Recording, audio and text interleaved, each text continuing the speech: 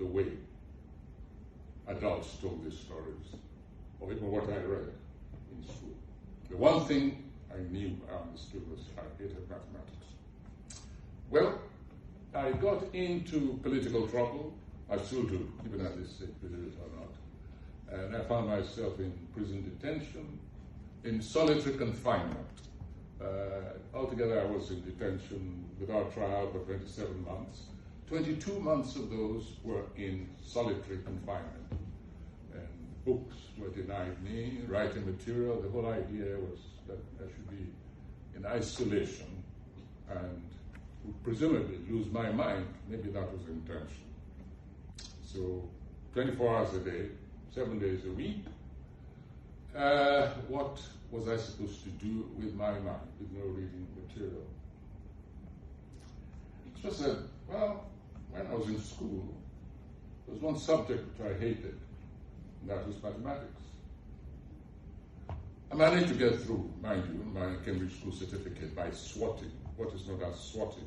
You memorize all the theorems, you memorize all the equations and so on, and so when you get to the exam hall, you look very quickly which ones before it passes out. So you deal with proving theorems and so on. And that's how I managed to scrape through with a C school certificate. The moment the exam was over, I took all my maths books, threw them out of the window, and began looking for those teachers who tortured me when I was a student. I said I would deal with them. So now, there was I in prison detention, isolation, no books, no paper. But there was the earth, and there were sticks, and there were stones also with which one can scratch on walls. I said, let me go back to this subject which I hated, since I have nothing else to do. And you, with mathematics, will make calculations and so on. And mathematics is actually a very beautiful subject, especially when you hate it and you need it.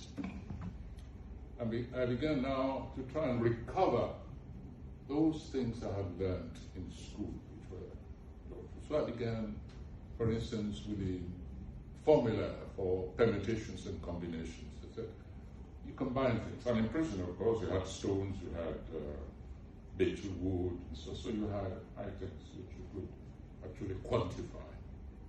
And I began to try and rediscover the theorem for permutations and combinations.